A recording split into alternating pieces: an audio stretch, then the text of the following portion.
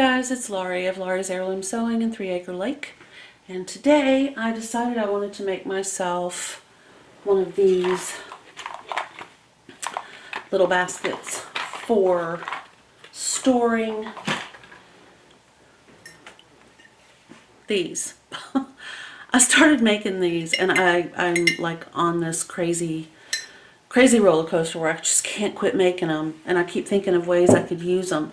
I won't even go into that. When I was making those, I decided, ooh, I need something to tie a bow on, and I found, I knew I wasn't crazy, that I had a whole bunch of these other buttons.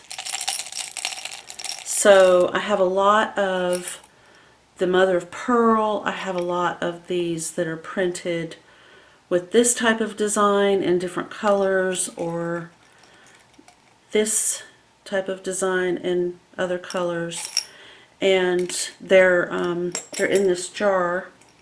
So maybe I didn't mention to you that I thought I was missing some buttons, and here they are. They just got put in the closet, you know, where I'm storing all my sewing stuff, and poof, they disappeared. Okay, so I spent a little time cleaning George. He was ready for, you know, a big complete clean. So we're done with that. I decided I'm going to use some old mercerized cotton pink thread, which I have on up there, as well as a spool that, or a bobbin that was wound full of a mercerized white cotton. So they're similar in type, they're just not similar in color. And I don't think that's going to be a problem for me. I'm just not that picky, and when I'm doing an artsy, crafty kind of project like this is, honestly, I mean, this is not offensive to me at all. So I'm just going to go with it. Okay, so my plan is, this is about, I think, probably take a little, not give a little, but take a little. It's about the size of a fat quarter. It's cut this in the same way that a fat quarter is cut, but it is, I think, a little shy size-wise. So we'll measure it real quick.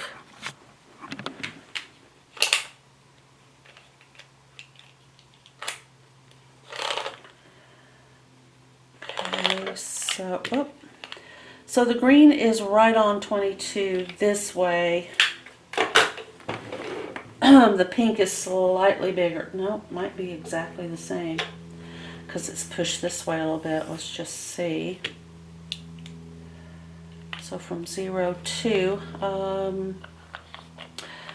I could get this thing to just sit instead of, okay, here we go. Alright, they are both dead on 22 this way. So let's see if they're 18 the other way. They look like they might be. When I was squaring them up, I thought, well, I'm going to be cutting off some of my inches. Alright, so here's, okay, yeah, so it is 17 3/4. They are both 17 3/4 by 22. So, you know, not quite a fat quarter. A skinny fat quarter, I guess. I don't know. But this is what I'm going to use to make a little fabric basket like the ones that I've made, to keep all my little sewing room knickety-knackities in. Additionally, I've been wondering what I was going to use the Warm and Natural, how I was going to use it up. I don't want to buy more until I've pretty much, you know, mined all of this that I can mine. And I have quite a bit of it left. Sorry about the crinkling. Even though I sent some down to my daughter for her tote bag that she's gonna make. But I think this would be a great filler to help keep this, you know, sturdy. I might need to put, and I probably will put, a piece of Warm and Natural on the inside of the lining and on the inside of the outer fabric. Okay guys, so I'm back. I decided to trim it down. I just didn't need that width, and by the time I get this stitched, you know, it'll be a little bit smaller. And to store those little fabric strips, I just don't feel like, I just didn't think I needed something quite that beefy. So that leaves me with, you know, some little bits of fabric here that I can either use to make, you know, pockets for aprons, which I think would be really cute, or some coasters, and that's an idea that I've had. I'm really looking into doing it because this would be a great liner. And what I want to do is that reverse applique stitching, where, you know, you have your base fabric and then coming up through it, you would have, like, this would be coming up instead of being placed on top of. So I think that would be a really cute little coaster, and I love this fabric, so why not? Okay, so now I have an option. I can cut these. This is 10.5 by 11, both of them. This one, the green, is cut a little wonky, but you know, I'll stitch that straight out. So 10.5 across and 11.5 tall. This would be the top, and this down here would be the bottom. So my thoughts are I could leave the fold in the bottom like I've done so many times before, or I could cut the bottom and then I could go ahead and cut out, you know, for a boxed bottom, or I could just do a kind of a, you know, one of those other boxed bottoms. But I think when you cut it out, you get a little bit more stability, so that is probably what I'm going to do. So I'm just going to go ahead, and I'm not being too picky about the cuts.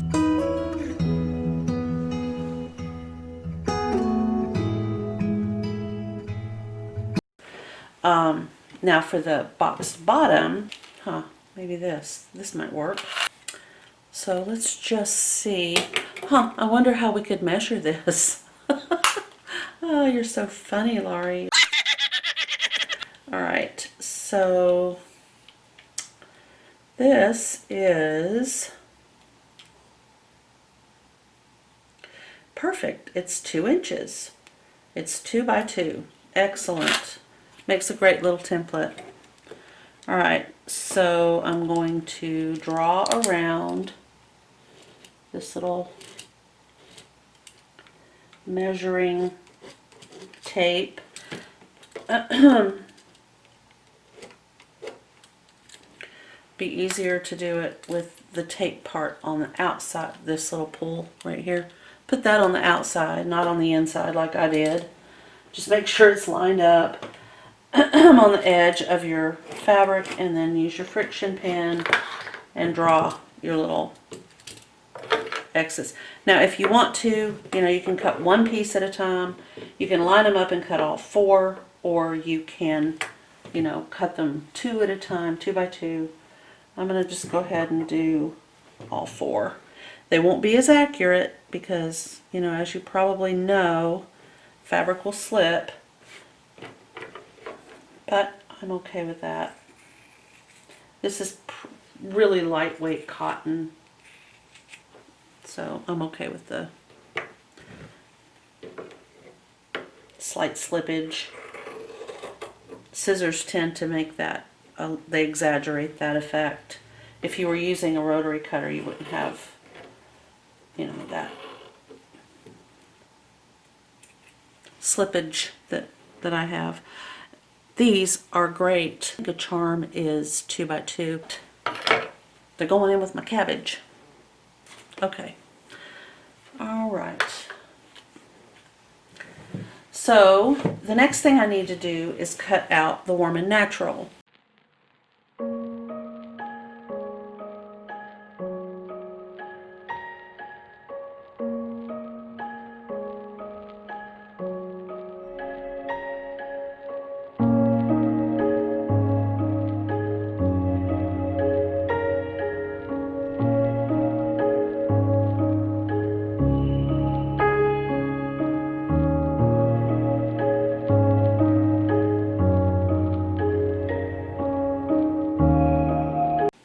So clearly I would be just simply surface quilting.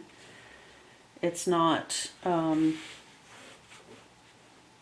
mean, I hear people say all the time it's not quilting if there's not 3 layers. Well, I'm not doing it that way, because what I'm going to do is make this, and I'm just going to treat them all as if I had gone to Joann Fabric and bought quilted fabric, and then decided to make these pieces of quilted fabric into a little fabric basket.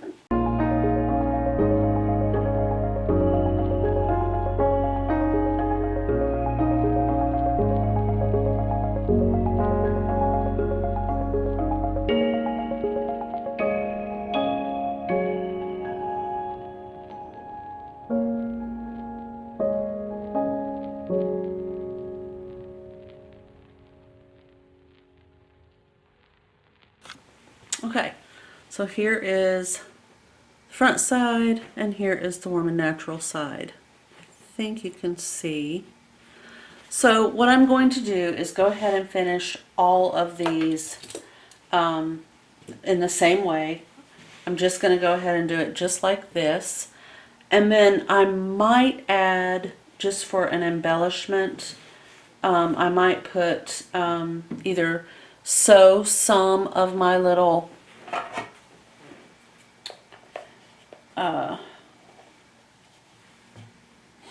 fabric circles. Remember, like we made. Okay, so now I'm going to,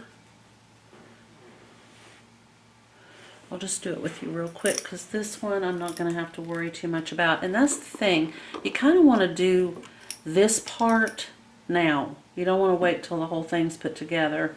Otherwise you're going to be sewing through the two, the outer and the lining. Alright, so I went through and picked 3. So I'll have 3 on the front. The back, I'm just going to allow that to be just quilted. But I want the front piece to have the little flower decorations. I just decided to use pink thread for this leaf, which I like. I think it's really cute. It just adds a whimsical touch. This one I'm going to need to kind of glue together. Well, actually, I take that back. I've got the sewing machine right here, and all I'm going to do is just go around in a circle.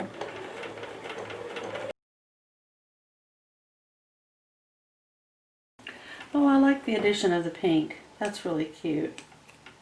Okay. Oh, it's so cute. Okay, so here's this one, and then I'm going to glue the pink leaf on, probably between this one and the watercolor fabric, like that. And the reason I'm doing 3 is because, you know, 3 is an odd number, and that's my preference. I'm just waiting on my hot glue gun to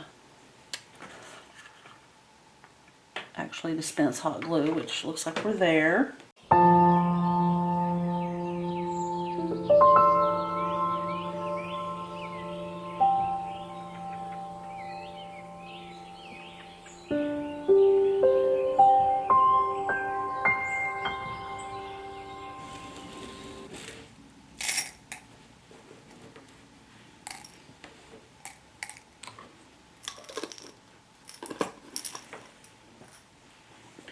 Okay, so the front has been basically completed. I'll set it over here, and I'm going to work on back.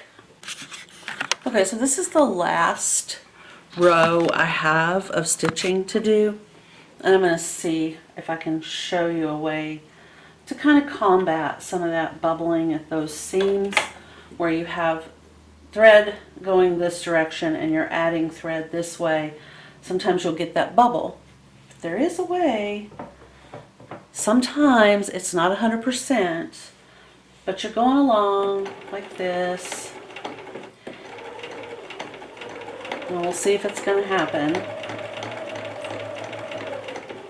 Okay, I can see that there's a little bubble right here. So if I pull gently, just pull the fabric at this seam that I've already stitched, if I pull it away as my needle is coming toward it, sometimes that will redistribute some of that gappage in the fabric. So we'll see if that helps. Okay, it did that time. We're going to see if it does it again. Yep. Okay, so as you can see, there's a bubble. I'll show you if I can get you closer. See, there's like that little roll right there that just wants to come and roll right over the top of that seam.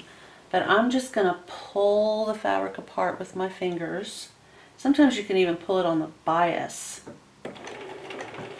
Just keep pulling. Now let's see what we have. So this is where that was.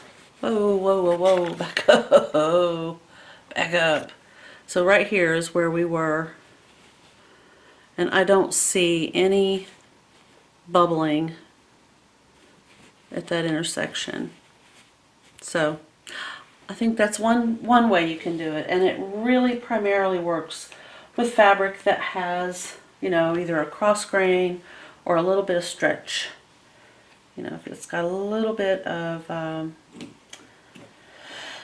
maybe spandex or lycra built in, or even if your thread is a little stretchy, sometimes that can give you just enough to pull and get that bubble out before it decides it's going to wreck your project. If you want to know where we're headed, after I get all this pressing done, I will then stitch along each side. So side seam, and then I will stitch across the bottom, and I'm going to do that on the lining and the outer. Then we'll pull these interior corners, pull them apart and do our boxed seam stitch, and then we'll put the two together and we'll see what we have. Okay, so I am back. Okay.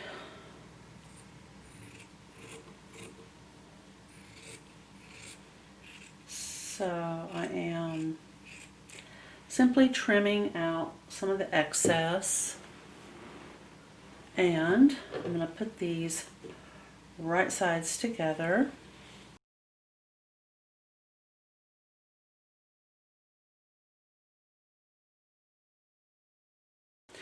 So I'm going to box this corner, and the way I do that is I get a piece of fabric and a piece of Warm and Natural in the cut corner. And I do the same thing on the other side. So you have this here, you don't want that. You have this here, you don't want that. You want this little spot right here.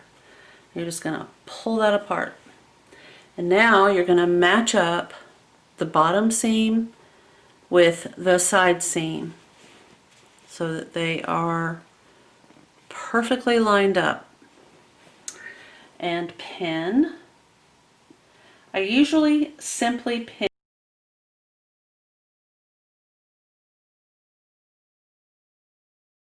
I just simply pin on either side of that seam like that. So I have a pin on this side and a pin on this side. First few times I did this, I had pins all the way across. So it's just what you're comfortable with. And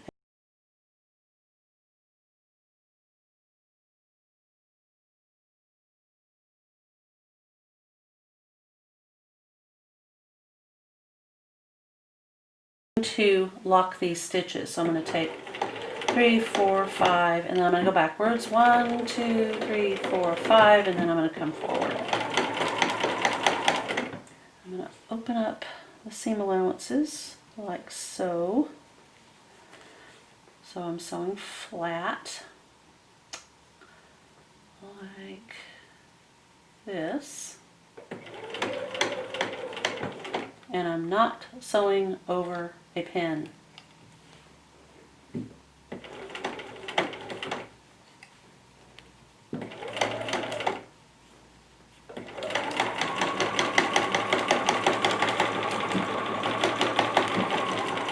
And I lock those stitches as well. Okay. Okay, now in the meantime, my neighbor has decided to mow, so I apologize for the noise. But here we are. We have stitched the lining. We've got the boxed bottom completed. And I did want to point out that because of the additional bulk in the seams, I did trim and trim these side seams. I just felt like that would have been a little bit too bulky. I've got the lining. I'm going to put my hand in here and I'm just going to push it down into this little basket that I made. I love how it feels.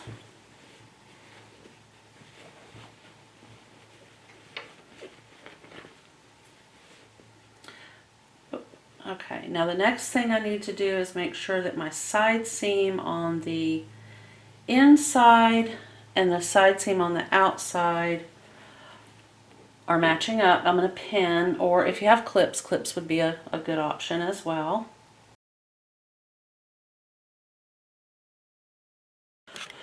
Okay, so it would appear that my neighbor has pulled out an even more obnoxious sounding yard equipment thing.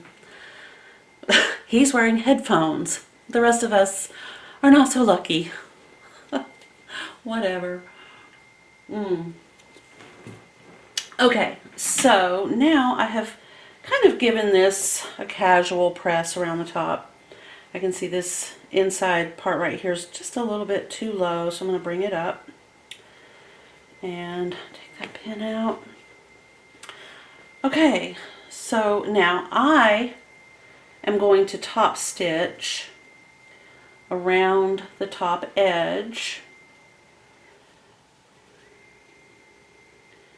I kind of need, I'm going to have to use my clips. Okay.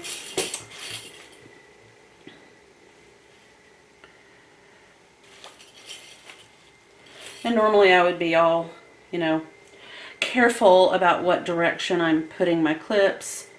This flat edge goes on the sewing machine table, but I'm not going to allow the clips to get anywhere near that part. So one way or the other, I'm just using them to kind of hold this in place. That's all I'm doing. Okay. So far, I like the way that looks. I'm quite happy. So I'm going to start on this side seam right here. I'll be going this way. And you just set it down. As you can see, it's very thick, so I'm going to have to kind of manipulate my project under the foot and around that side seam.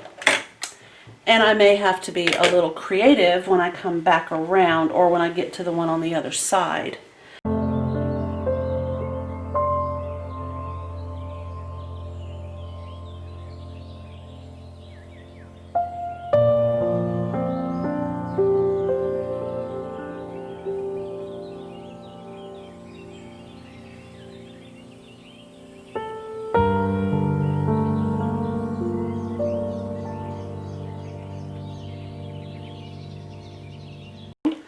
And I'm pushing it and I'm turning the flywheel. Okay, I'm in that very thickest part, super thickest part. I've taken my foot off of the gas. I'm not touching the foot pedal because I don't want to poke my finger with this needle. Okay, and now I can start sewing again.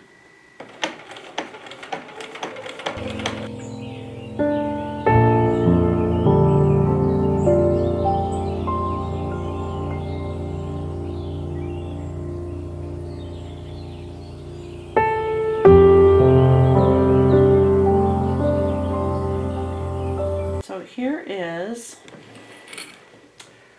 our happy little basket. I did press these bottom corners. I pressed like this, and then I went around to the front, and I did that on the front side, and then I pressed the side and the side, and then I pushed this in like this so that it was folded up like so, and I pressed along this side seam and this side seam. Then I opened out the bottom, and you saw the rest. Okay, so next is this. Now there are a couple ways that you can store these. One is to just wind them up. The other is to use an old thread spool, which I swear I thought I had some somewhere, but finding those could be problematic. So for now I think I'll just wind them up on themselves. Oopsie. But using an old thread spool is really not a bad idea. Do this. Like, I don't know if you've ever seen, you probably have, where when you wind up a ball of yarn, when you take it off of out of the skein and just wind it up without any special equipment, you know, you're just doing it by hand. You can do that with these. I've seen that done as well. So, and then just tuck under like that, so you have this cute little ball. And we'll do the same. Or, I don't know, I mean, again, you can just kind of roll it up.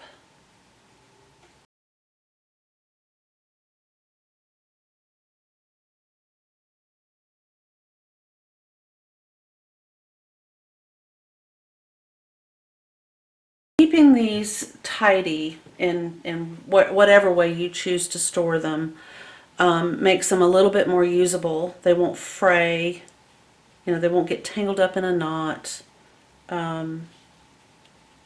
You've got a great, like you could just reach in and say, oh, okay, so there's these. So that's that. I will say that the little extra buttons that I put on this button came off. So I want to find, not in that jar, I want to see if there's something in this jar that might work. A little bead. Let's see what we have. Well, look at there. There's one that has kind of the same markings. So let's put that on somehow. Somewhere. I just feel like it needs another button. I don't know what my deal is today, but that's gonna happen. Oh, that's a cute one, and it's so white. It's like a snowy button. So I'll set him right there. Which then says, wait, I need another button. It just does. It needs 3 all of a sudden. Ooh, that's kind of cool. Will that work? Yep. I realize that the buttons are adding weight to the project that I might not want. I don't know why I'm insisting on this 3rd button. My goodness. I might have to be... Oh, that's too cute. Oh, I just think it's adorable. Glue, hot glue strings and all. Okay. Cute is this? It just matches and everything. That is so funny. I just happened to look down and I was like, oh dear Lord, they match. How funny is that? Oh my goodness gracious. I love it. Anyway, so this will be where I keep all of that type of, I'm just going to call it cabbage, but it's for wrapping gifts. And don't forget, yesterday we were talking about using these to put a to from card on, and then you could tape, you know, just put a piece of tape across the back. And yes, I will sacrifice a piece of tape to demo. So right here, we're just going to go piece of tape. And then if we had something, okay, here, we'll pretend like this is a gift. Tape it to the gift. And then we can put on a piece of paper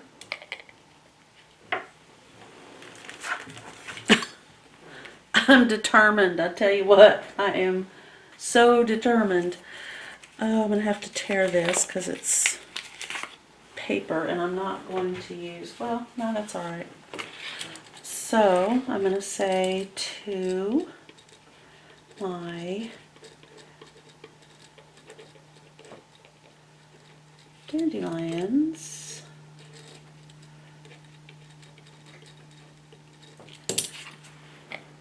and then all I have to do is that.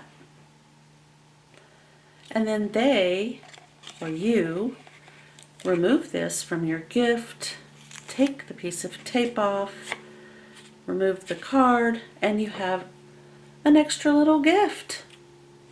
Ta-da! Okay, so that is it for the day.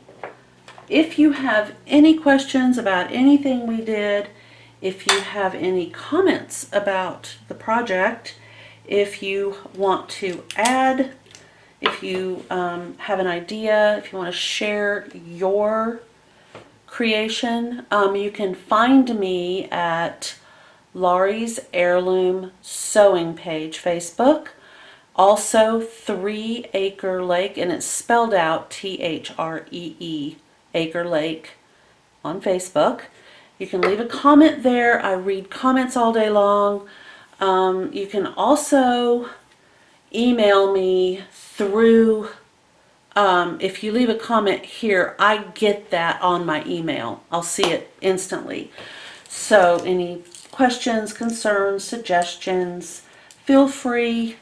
I love to hear from my dandelions. I appreciate all of my subscribers so much, you guys. It's great. And I will see you in the next video. Thank you.